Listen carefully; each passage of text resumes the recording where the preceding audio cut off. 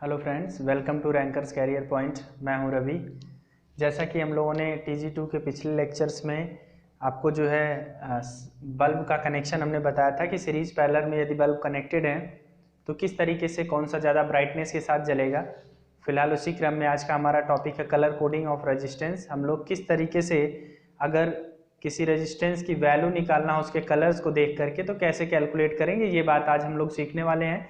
तो चलिए स्टार्ट करते हैं वीडियो में, देखते हैं कि क्या कुछ हमें फिलहाल सीखना है इसमें। किसी भी एक रेजिस्टेंस के कलर को देख करके उसकी वैल्यू को कैलकुलेट करना, कैसे हम कलर देख के बताएंगे कि एक रेजिस्टेंस एक प्रतिरोध का मान क्या होता है। ठीक है, तो यहाँ पे देखिए सबसे बेसिक चीज आपको कुछ बातें याद रखनी है कि यहाँ पे कोई भी अगर कलर दिया है तो उसके लिए कुछ आंकिक उनकी प्लेस वैल्यू है वो मान आपको याद करना है। उनके लिए मल्टीप्लायर गुणक को याद रखना है और उनके लिए सहन सीमा मतलब उनका टॉलरेंस क्या है ये आपको ध्यान में रखना है।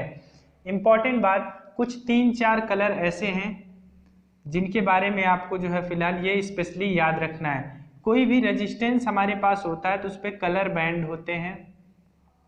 कलर बैंड जो आपके होते हैं वो मोस्टली 3 या 4 कलर 5 कलर इस तरीके से बैंड होते हैं। ज्यादातर आपको 4 कलर बैंड दिखेंगे। पहला जो कलर बैंड होता है ये डिजिट को रिप्रेजेंट करता है, दूसरा कलर बैंड भी डिजिट को, और तीसरा गुणक को मतलब मल्टीप्लायर को रिप्रेजेंट करता है, ये आंकिक मान को, और ये सहनशीलता को रिप्रेजेंट करता है, सहन सीमा। मतलब किसी भी प्रतिरोध को अगर आप देख रहे हैं और उसमें आपको 4 कलर दिख रहा है तो किस कलर के लिए आप क्या यूज करेंगे, ये बात हम यहाँ आपको बताने की कोशिश कर रहे हैं। यहाँ पे आपको ये जानना है कि अगर देखिए ये कलर ये है, कलर ये है कि ये एक ये, यहाँ पे कोई कलर भी नहीं हो सकता। तो इसमें हम लोग कैसे फाइंड आउट करेंगे कि इसके लिए क्या प्लेस वैल्यू हम रखें, इस बात को हम लोग सीखेंगे, जानेंगे। उससे पहले आप ये जान लीजिए कि ये जो कलर है इसको याद करने का ट्रिक क्या है। BB Roy Great Britain very good wife, यहाँ पे हमारे पास BB Roy Great Britain very good wife, इसका मतलब क्या हुआ, बी से ब्लैक, बी से ब्राउन, रेड नारंगी, पीला, हरा, नीला, बैगनी, सलेटी, सफेद। मतलब क्या है, आपके पास ये जो कलर्स हैं इंग्लिश नेम इनके जो हैं, हमने क्या किया है उसी को एक सेंटेंस में कन्वर्ट कर दिया। अगर आपको ये सेंटेंस याद रहेगा तो बी से ब्लैक, बी से ब्राउन, आर से रेड, ओ से ऑरेंज, वाई से येलो, जी से ग्रीन, बी से ब्लू, वी से वायलेट, जी से ग्रे, डब्ल्यू से वाइट, इस तरीके से आप कैलकुलेट कर सकते हैं। और इनकी नंबरिंग कैसी होगी, आप एक ब्लैक से लिखना वाइट तक लिख देंगे जब, तो ये समझ लीजिए इनकी नंबरिंग 0 से शुरू करना है। कहाँ से शुरू करना है, 0 से, 0 से लेकर के 9 तक। ठीक है, 0 से लेकर के 9 तक। उसके बाद जो मल्टीप्लायर रखना है उसमें कुछ और नहीं, 10 के पावर वही 0 1 2 3 4 5 6 यही करते चले जाएंगे। कितनी इंटरेस्टिंग बात है, काश इसी तरीके से किसी जो है फिलहाल व्यक्ति का भी कलर देख करके उसकी वैल्यू बताई जाती कि कितना वैल्यूएबल है, तो कितनी मजेदार बात होती है ना। ऐसा नहीं हो सकता। फिलहाल हम लोग यहाँ पे कंपोनेंट्स के कलर्स को देख करके, कंपोनेंट्स के कलर को देख करके हम लोग उसकी वैल्यू बताने वाले हैं। बस इतना आप ध्यान में रखिए कि किस तरीके से किसी भी कंपोनेंट्स की वैल्यू कलर देख करके बताने वाले हैं। तो देखिएगा हमारे पास जो ये वैल्यू है इसमें आप देख लीजिए जो सहनशीलता है अलग अलग कलर्स के लिए, ये 3-4 कलर के लिए थोड़ा सा इसको ध्यान में रख लीजिएगा।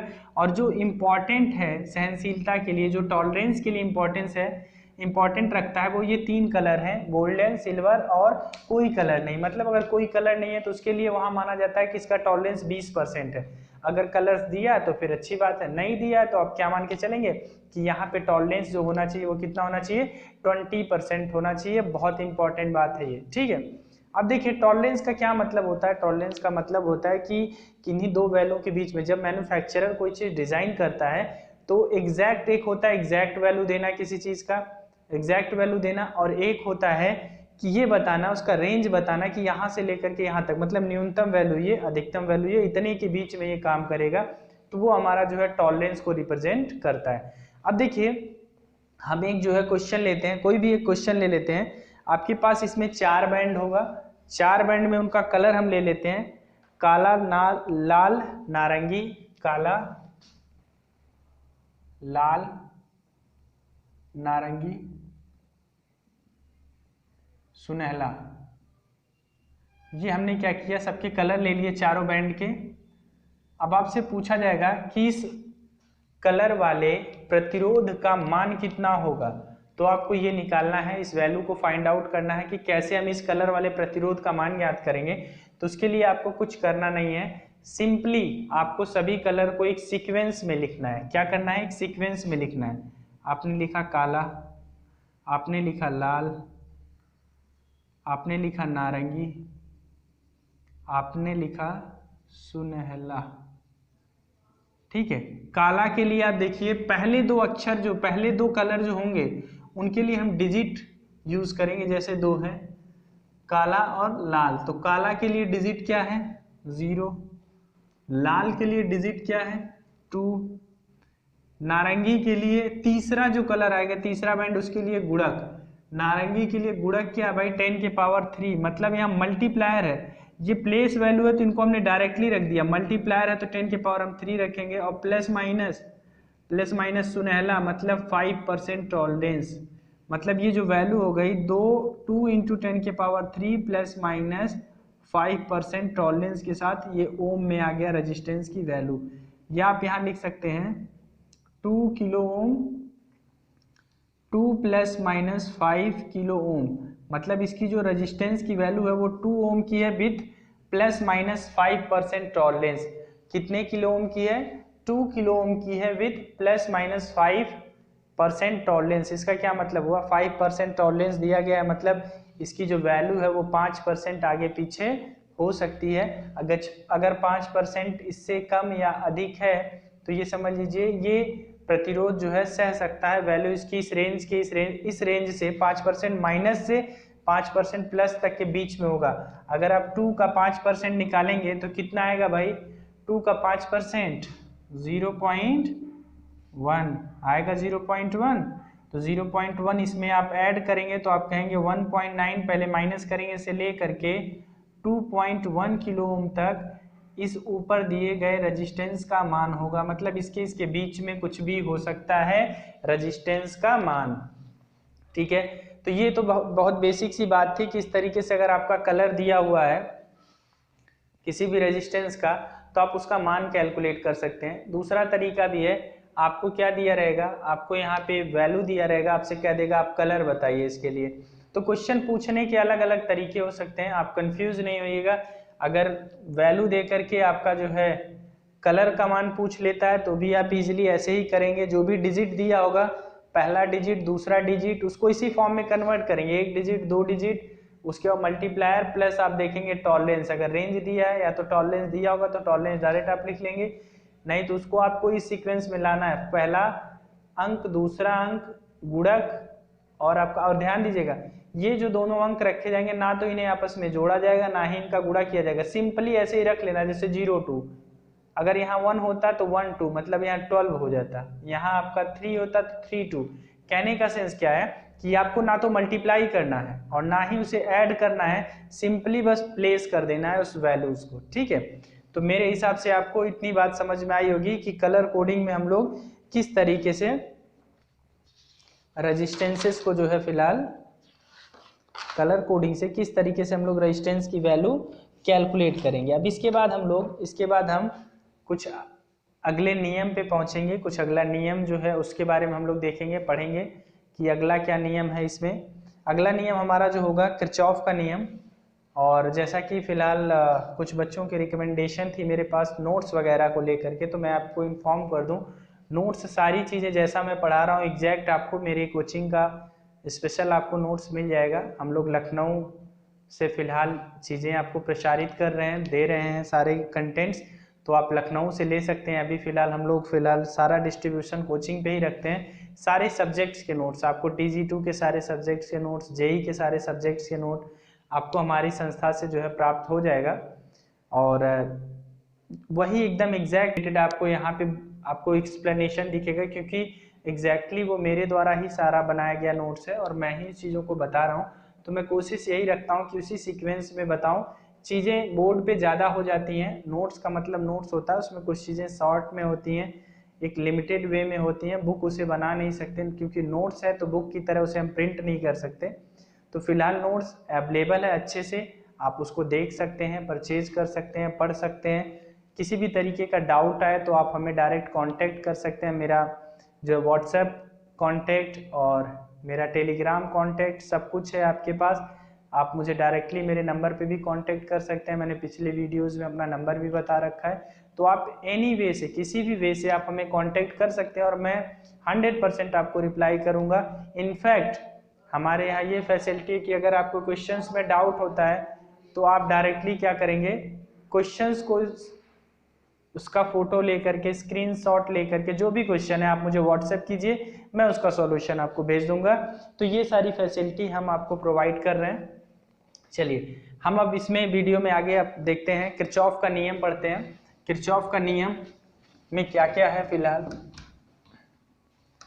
किरचॉफ के नियम के बारे में अच्छे से जानते हैं आप लोग। किरचॉफ थोड़ा बहुत तो पढ़ा ही होगा। किरचॉफ ने 2 नियम दिए। कौन कौन से नियम? एक धारा से संबंधित नियम था, एक वोल्टेज से संबंधित नियम था। और किरचॉफ का नियम जानने से पहले हम लोग थोड़ा सा जान लेंगे लूप क्या होता है, जंक्शन क्या होता है ना, लूप क्या होता है और जंक्शन क्या होता है, इसके बारे में हम जान लें। थोड़ा सा जंक्शन और लूप की बात आती है किरचॉफ का नियम पढ़ने से पहले। किरचॉफ का नियम, देखिए किरचॉफ का नियम जानने से पहले हमें 2 चीजें जाननी होंगी। किरचॉफ का नियम जानने से पहले हमें 2 चीजें जाननी होंगी। एक संधि जाननी होगी जिसे हम लोग जंक्शन बोलेंगे, संधि, जंक्शन। सर्किट के किसी भी ऐसे पॉइंट को जहां पे 2 से अधिक कंपोनेंट आकर के जुड़ रहे हो उसे हम लोग जंक्शन बोलेंगे। ठीक है, जंक्शन आपका 2 से अधिक कंपोनेंट्स आकर के, रेजिस्टेंस या टर्मिनल्स आकर के जुड़ रहे हैं तो हमारा जंक्शन होता है। दूसरी चीज आप जान लो, लूप या मेश। आपका लूप जो होता है, लूप जो है कहीं पर भी कंपोनेंट्स द्वारा मिल करके बनाया गया एक क्लोज पाथ होता है।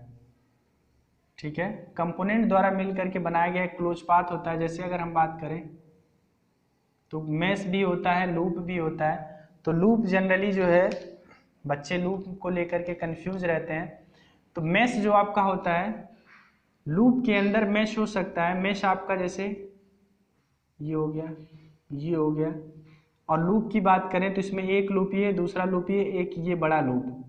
ठीक है, तो लूप आपका जो होता है ये क्लोज पाथ होता है, एक तरीके से आप कह सकते हैं बंद परिपथ होता है, क्लोज सर्किट होता है। उसका जो है फिलहाल एक पॉइंट से दूसरे पॉइंट तक फिर से आप घूम करके अगर उसी पॉइंट पे आ जा रहे हैं तो फाइनली वो हमारे लूप के टर्म में कंसीडर किया जाता है। ठीक है, लूप एक प्रकार का कंपोनेंट्स द्वारा बनाया गया क्लोज पाथ होता है। ठीक है, जिसके अंदर और छोटे छोटे लूप एग्जिस्ट करते हैं, मेश जिनको हम लोग नाम देते हैं मेश। ये मेश है, ये आपका मेश है, और ये लूप फर्स्ट है, लूप सेकंड है, ये आपका लूप जो है फिलहाल आप इनको जो है पूरा एक सिंगल भी बोल सकते हैं। तो ये हमें थोड़ा सा बेसिक इसके बारे में आइडिया होना चाहिए, क्योंकि ये अगर हमें पता है तो हमें किरचॉफ का नियम समझने में दिक्कत नहीं होगा। किरचॉफ का नियम क्या कहता है, किरचॉफ का नियम क्या कहता है देखिएगा। किरचॉफ ने 2 नियम दिए। एक तो धारा संबंधित नियम दिया, तो उसको हम लोग बोलते हैं Kirchhoff current law, Kirchhoff current नियम, मतलब किरचॉफ का धारा नियम। इसे हम लोग आवेश संरक्षण का भी नियम बोलते हैं, आवेश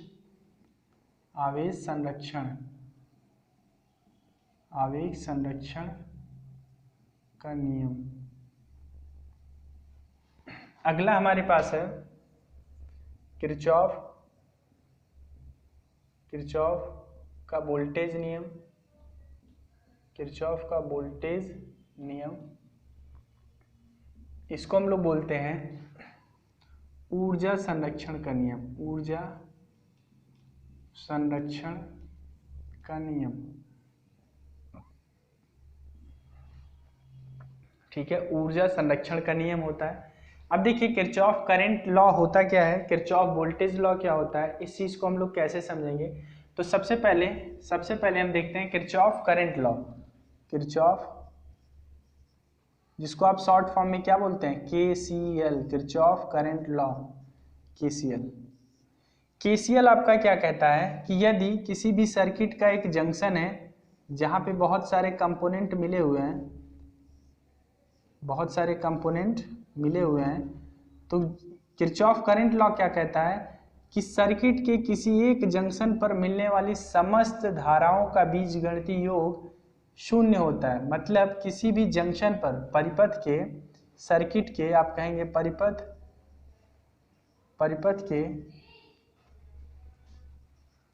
के किसी जंक्शन पर मिलने वाली समस्त धाराओं का बीजगणितीय योग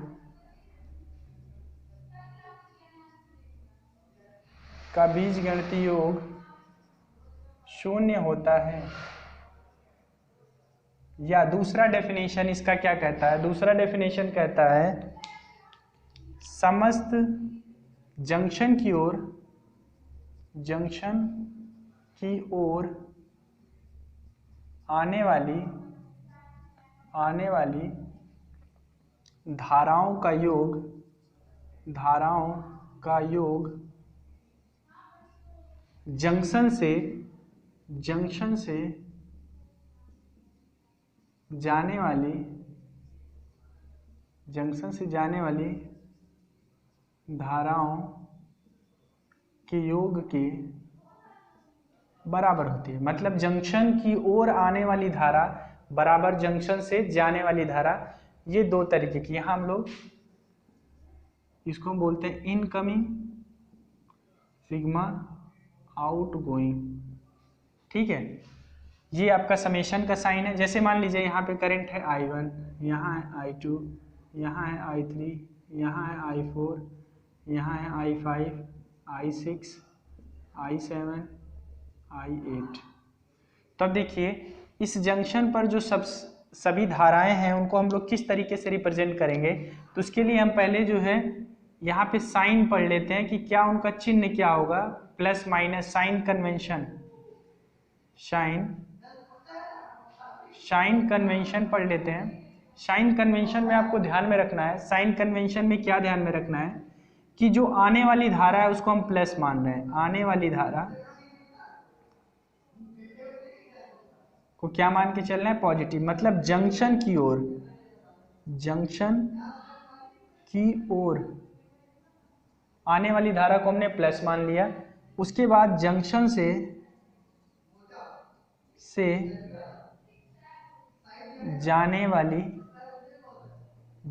से जाने वाली धारा जो होगा वो ऑटोमेटिक निगेटिव हो जाएगा। मतलब अगर आपने इनकमिंग को पॉजिटिव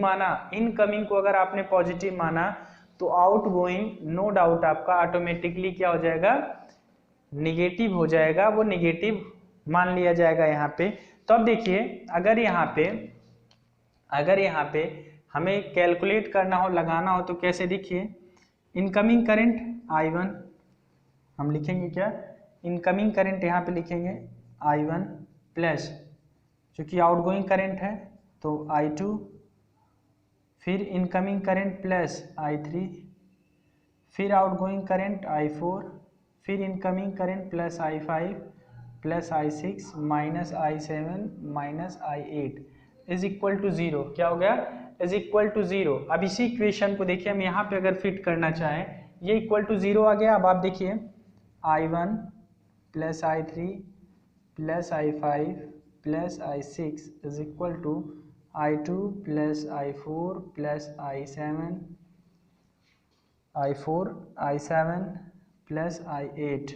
अब आप देखिए ये इनकमिंग करंट्स हैं, मतलब sum of incoming current is equal to sum of outgoing current. तो दोनों कॉन्सेप्ट आपका जो है फिलहाल सही है, दोनों कॉन्सेप्ट आपका सही है। किस तरीके से इसको जो है फिलहाल हम लोग रिप्रेजेंट करते हैं, तो ये हमारा हो गया किरचॉफ करंट लॉ। अब इसे हम आवेश संरक्षण का नियम क्यों कहते हैं, इसका कारण है किसी भी यहाँ पे जो जितने करंट आ रही हैं उतनी करंट फिर जंक्शन से निकल जा रही हैं, मतलब कुछ भी करंट, थोड़ा सा भी अमाउंट ऑफ करंट जंक्शन पर अवशोषित नहीं हो रहा है। जंक्शन पर करंट क्या है, किसी भी प्रकार से यहाँ पे अवशोषित नहीं किया जा रहा है जंक्शन द्वारा। दैट्स वाई हम इसको क्या बोलते हैं, मतलब एक तरीके से कह सकते हैं लॉस ऑफ चार्ज या लॉस ऑफ करंट नहीं यहाँ पे हो रहा है। दैट्स वाई हम इसको बोलेंगे आवेश संरक्षण का नियम। जितनी करंट जंक्शन पर जा रही है उतना पास हो जा रहा है, मतलब करंट का आना जाना मीन्स आवेश का आना जाना। आवेश है तभी हमारा करंट है।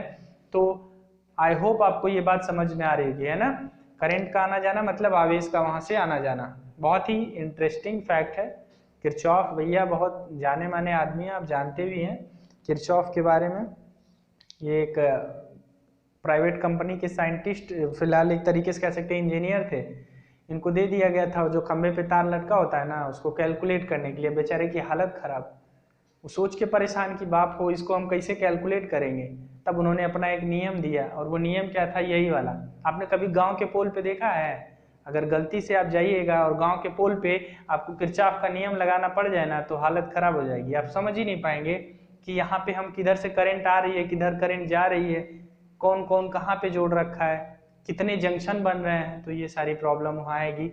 तो यही चीज़ उनके साथ था। वो टेलीफोन कंपनी में थे, एक तो कम्युनिकेशन में थे। वो जो किरचॉफ जी थे ना, वो कम्युनिकेशन में थे। अब कम्युनिकेशन में थे तो उनके लिए इतनी प्रॉब्लम हो गई भाई कि उन्हें ये नियम देना पड़ गया।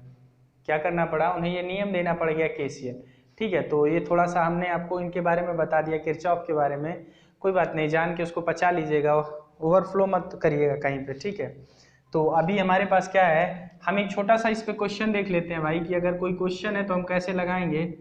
देखिए क्वेश्चन लगाने का तरीका इस पे, हमें जो है, हमें मान लीजिए आई की वैल्यू फाइंड आउट करना है। 2 ampere, 8 ampere, 7 ampere, 5 ampere, 9 ampere, ये दे रखा है। तो ये जंक्शन है हमारा। अब हमें इसमें क्या करना है, आई की वैल्यू फाइंड आउट करना है। तो सबसे पहले आप इनकमिंग करेंट्स को जोड़ दो। तो 2 plus I plus 7 plus 5 is equal to outgoing current को जोड़ो, 8 प्लस 9, 8 प्लस 9, इसको आप जोड़ेंगे तो ये हो जाएगा 7 5 12 और 2 14, आई प्लस 14 और 8 और 9 कितना हो जाएगा 17। तो आप यहाँ से आई से आप माइनस करेंगे तो आपका 17 माइनस 14 कितना आ जाएगा 3 एम्पियर, मतलब आई की वैल्यू 3 एम्पियर है। ये आपका आंसर। तो क्वेश्चन इस पे जो आता है किरचॉफ करंट लॉ पे, वो बिल्कुल बेसिक इस तरीके का जो है आपको क्वेश्चन देखने को मिलेगा किरचॉफ करंट लॉ पे। ज़्यादा कंफ्यूज होने की ज़रूरत नहीं है, ज़्यादा परेशान होने की ज़रूरत नहीं है, बहुत सिंपल सिंपल क्वेश्चंस होते हैं इस पे, ठीक है। और भी हम जब क्वेश्चन कराएंगे प्रीवियस ईयर का कराएंगे तो उसमें हम लोग वैरायटी ऑफ क्वेश्चन देखेंगे कि किस तरीके से क्वेश्चन आ रहे हैं आपके, ठीक है। चलिए अगले हम लोग टॉपिक पे चलते हैं, किरचॉफ का वोल्टेज नियम, केवीएल पर चलते हैं। केवीएल देखते हैं क्या है भाई, केवीएल किरचॉफ का वोल्टेज नियम क्या है, ठीक है। किरचॉफ का वोल्टेज नियम किसी भी बंद परिपथ के लिए होता है। हम लोग बात करते हैं एक बंद परिपथ में, तो इनका स्टेटमेंट क्या कहता है किरचॉफ के वोल्टेज नियम का, कि किसी भी बंद परिपथ में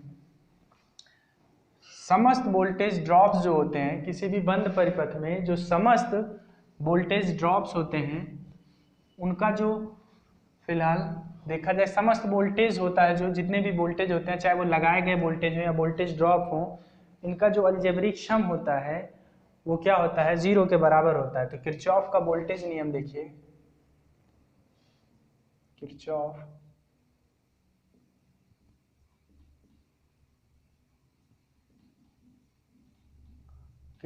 का वोल्टेज नियम, मतलब इसको आप शॉर्ट फॉर्म में क्या बोलते हैं, Kirchhoff's voltage law. Kirchhoff's voltage law, देखिए ये फलाने जो थे आपके किरचॉफ वोल्टेज ना किरचॉफ ने जो अपना वोल्टेज का नियम दिया था, इसमें इन्होंने क्या किया था, एक बंद परिपथ के बारे में पहले बताया। इन्होंने कहा कि अगर कोई बंद परिपथ है, बंद परिपथ कैसा हो सकता है, देखिए हम एक सर्किट लेते हैं भाई, समझिएगा। फलाने कौन है, फलाने, यहाँ पे बच्चे कंफ्यूज हो गए होंगे, फलाने का मतलब हम किरचॉफ की बात कर रहे हैं, ठीक है। हाँ तो कंफ्यूज मत होइए भाई, देखिए ये हमारा प्लस है, ये माइनस है, ये R1 है, ये R2 है, यहाँ पे प्लस है, ये माइनस है, इनको E2 मान लीजिए, इनको E1 मान लीजिए, ठीक है, इनको E1 और E2 मान लीजिए। अब यहाँ पे किरचॉफ भाई साहब ने बोला क्या कि किसी बंद परिपथ में, किसी बंद परिपथ में समस्त वोल्टेज का,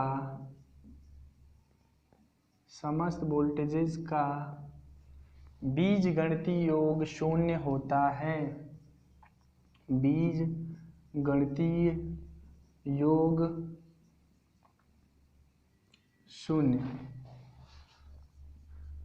होता है, ठीक है ना। इसका क्या मतलब है, यहाँ पे कह रहा है कि जितने भी लगाए गए वोल्टेज हैं और जितने भी आपके रेजिस्टेंसेस हैं, भाई लगाए गए वोल्टेज ये करंट डिलीवर करेंगे, ये एनर्जी डिलीवर करते हैं सर्किट को, और जो रेजिस्टेंसेस हैं ये एनर्जी को कंज्यूम करते हैं। तो ये जो दोनों का रेशियो होगा, मतलब ये दोनों जितना सर्किट को देंगे वो इनके द्वारा लिए गए वोल्टेज के, मतलब जितना वोल्टेज ये है उतना वोल्टेज इनके क्रॉस ड्रॉप हो जाएगा। कहने का मतलब ये उतना वोल्टेज कंज्यूम कर लेंगे, उतना वोल्टेज ये खा जाएंगे, आप सिंपली समझिए। तो कहने का मतलब यहाँ पे क्या हुआ, कहने का मतलब यहाँ पे ये हुआ कि अगर हम यहाँ KVL लगाना हो तो उससे पहले हमें इसका साइन कन्वेंशन जानना होगा, बिल्कुल जानना होगा। साइन कन्वेंशन, साइन कन्वेंशन में देखिए क्या होता है भाई, कोई भी अगर हमारे पास, कोई भी हमारे पास क्या है, एक सेल है, ये माइनस है, ये प्लस है। अगर सेल के आप माइनस के प्लस से जा रहे हैं तो वोल्टेज को, जो आपका सप्लाई, जो सेल है, वोल्टेज को आप पॉजिटिव लेंगे अगर ऐसा चल रहे हैं। और इसी टाइम पे ऐसे चलते वक्त रास्ते में अगर करंट आ गई, ये करंट की डायरेक्शन है, इसका रेजिस्टेंस I है और आप करंट की डायरेक्शन में चल रहे हैं, तो IR जो प्रोडक्ट होगा उसको आप क्या लेंगे, नेगेटिव लेंगे। सिमिलरली अगर कहीं पे ऐसा हो गया, कहीं पे ऐसा हो गया, ये प्लस है, ये माइनस, अब आप ऐसे चल रहे हैं अपोजिट, मतलब आप लूप लगा रहे हैं और ऐसे चल रहे हैं, प्लस पे आ रहे हैं, प्लस पे पहले और फिर माइनस पे आ रहे हैं, तो वोल्टेज का मान, वोल्टेज का मान यहाँ क्या हो जाएगा, निगेटिव। इसी तरीके से कहीं रेजिस्टेंस अगर है भाई, इसमें करंट इधर से जा रही है I, रेजिस्टेंस ये है और आप चलते हुए ऐसे आ रहे हैं उल्टा, तो यहाँ पे हो जाएगा प्लस IR। मतलब क्या है कि IR का मान हो जाएगा पॉजिटिव। तो ये आपको ध्यान में रखना है, कब IR का मान पॉजिटिव होगा, कब IR का मान निगेटिव होगा। करंट का डायरेक्शन ये है, लेकिन हम करंट का अपोजिट चल रहे हैं, ठीक है। तो जब हम करंट के डायरेक्शन में चलेंगे रेजिस्टेंस में, तो जब हम करंट के डायरेक्शन में चलेंगे तो हमारा जो फिलहाल IR प्रोडक्ट आएगा वो क्या आएगा, निगेटिव आएगा। और जब करंट की विपरीत दिशा में चलेंगे तो हमारा IR प्रोडक्ट पॉजिटिव आएगा। उसके लिए हमें ये भी पता होना चाहिए कि अगर हम माइनस से प्लस की ओर जा रहे हैं बैटरी से, सेल से, तो उसका वोल्टेज हम धनात्मक लेंगे, और प्लस से माइनस की तरफ आ रहे हैं तो वोल्टेज ऋणात्मक लेंगे। इसी बात पे हम लोग KVL लगा देते हैं। कहाँ लगा देते हैं भाई, जो सर्किट है उसमें, और कहाँ लगाएंगे, है ना, सर्किट में हम लोग KVL लगा देते हैं। तो सर्किट में अगर हम KVL लगाएंगे, सर्किट में अगर हम KVL लगाएंगे तो देखिए कैसे होगा, कैसे सॉल्व होगा।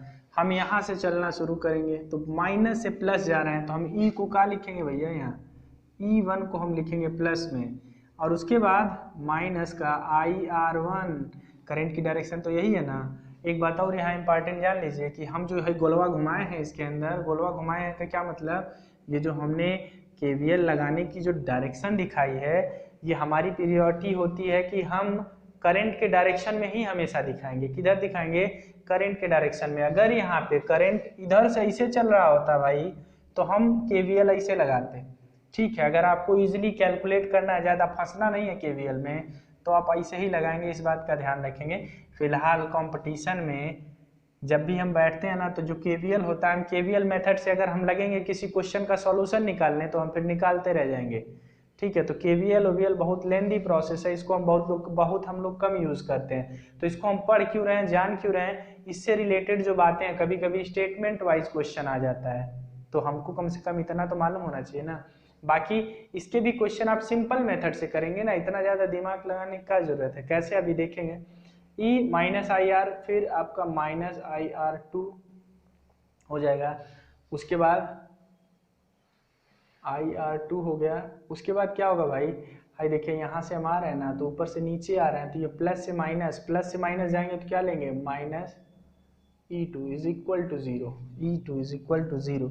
मतलब आप कह सकते हैं कि किसी भी बंद परिपथ में जो लगाए गए वोल्टेज हैं उनका अलजेब्रिक सम, किसी भी बंद परिपथ में जो लगाए गए वोल्टेज हैं उनका अलजेब्रिक सम बराबर जो होने वाले रेजिस्टेंस के क्रॉस वोल्टेज ड्रॉप है उनकी अलजेब्रिक सम के आपका जो है बराबर होता है। मतलब यहाँ sigma E is equal to आप लिख सकते हैं sigma I R, sigma E is equal to क्या लिख सकते हैं, सिग्मा आई आर, जो लगाया गया वोल्टेज है वो उनके अलजेब्रिक सम के बराबर हो सकता है। अब यहाँ अलजेब्रिक सम हमने कहाँ लिखा, जब दोनों सब भाई नॉर्मल सम है। अलजेब्रिक सम का मतलब होता है प्लस माइनस, अगर डायरेक्शन कोई अपोजिट आपको देखने को मिल रही है तो वहाँ प्लस माइनस करके उसको क्या कर लेंगे, परिवर्तित कर लेंगे। मतलब अगर प्लस है तो प्लस में लिखेंगे, माइनस का साइन है तो माइनस लिखेंगे, और प्लस माइनस इस प्रकार का योग जहाँ पे कुछ प्लस हो रही है कुछ डेटा माइनस हो रही हैं, तो ऐसे योग को हम लोग बोलते हैं बीजगणितीय योग। तो मेरे हिसाब से आपको ये बात समझ में आई होगी। तो ये तो वहाँ से हो गया किरचॉफ का वोल्टेज नियम। अगर इसका हमें कोई न्यूमेरिकल छोटा सा करना हो तो कैसे करेंगे, देखिए अगर हमारे पास एक कोई सर्किट है, आपसे पूछेगा क्या सर्किट में, देखिए यहाँ मान लीजिए 24 वोल्ट है, हम बहुत सिंपल डेटा ले रहे हैं। यहाँ पे मान लीजिए 12 वोल्ट है, यहाँ पे 3 ओम है और यहाँ पे 9 ओम है, तो कहेगा इसमें करंट बताइए आई। तो आप सीधे केवीएल लगाते हैं, कैसे लगाते हैं भाई, 24 हम ऐसे जा रहे हैं ना माइनस से प्लस, तो 24 minus 3i minus 9i minus 12 is equal to 0। तो 24 माइनस 12 तो 12 बचेगा, और इसको आप 12 इज इक्वल टू क्या लिख देंगे 12i, और i बराबर आपको देखने को मिल जाएगा 12/12, मतलब 1 एम्पियर की धारा इसमें जा रही है। अब इसको ऐसे भी कर सकते हैं, इसको आपने अगर बैटरी का समेशन वगैरह जानते हैं, आपके दिमाग में थोड़ा सा भी है, तो आप सीधे इस सर्किट को सिंप्लीफाई कर सकते हैं। ये आपका है प्लस, ये है माइनस, ये है प्लस, दूसरी बैटरी का ये है प्लस, ये है माइनस। जब प्लस प्लस एक साथ जुड़ता है तो मतलब बैटरी का मान घट जाता है, जो वोल्टेज होता है वो सब्सट्रैक्टिव मोड में बैटरी कनेक्टेड है। मतलब यहाँ हम माइनस कर देंगे तो हमारे पास एक बैटरी बचेगी कितना 12 वोल्ट की, और रजिस्टेंस चूंकि दोनों सीरीज में है तो हमने क्या कर दिया, दोनों को जोड़ दिया। कितने ओम का हो गया भाई, 12 ओम का हो गया, तो करंट अब निकल जाएगा ना। तो I इज इक्वल टू 12/12, मतलब 1 ampere. I is equal to 12/12 बराबर 1 एम्पियर। तो समझ में आ गया होगा भाई आपको, किरचॉफ वोल्टेज नियम समझ में आया, किरचॉफ करंट नियम समझ में आया। और अगर समझ में आ रहा है भाई तो आप लोग भी कुछ कीजिए ना काम, हम तो कर रहे हैं अपना काम, हम आपको पढ़ा रहे हैं, हम आपको जो है फिलहाल इतने बढ़िया बढ़िया टॉपिक बता रहे हैं। हमने आपको ये बताया कि ये बेचारे इलेक्ट्रॉनिक्स इंजीनियर थे, प्राइवेट कंपनी में कम्युनिकेशन वाला तार वही था, ढेर सारा कंफ्यूज हो गए थे, तो वहीं से इन्होंने अपना नियम निकाल दिया है ना। तो इतनी अच्छी बात हम आपको बताए हैं, तो आप क्या कीजिए, कम से कम चैनल को सब्सक्राइब तो कर लीजिए और वीडियो को लाइक कर दीजिए और दोस्तों के पास शेयर कर दीजिए दबा के, है ना। अब हम जो है फिलहाल सबकी तरह चिल्ला नहीं ना पाएंगे आपके पीछे, हम अब तो आपको पढ़ाने के लिए आए हैं, हम ऐसे नहीं ना चिल्लाएंगे आपके पीछे कि भैया ठोक दीजिए जय महाकाल करके। आप बस ठोक दीजिए, मतलब लाइक शेयर सब्सक्राइब ठोक दीजिए, लेकिन हम पोलाइटली आपसे बोल रहे हैं तो आप कर दीजिए फिलहाल, अब चिल्लाना ना पड़े हमको, है ना। समझदार बच्चे हैं आप लोग, काम अच्छा सब कुछ करते हैं, पढ़ते रहिए, मस्त रहिए। फिलहाल मिलते हैं अगले वीडियो में, इस वीडियो में इतना ही। Thank you so much.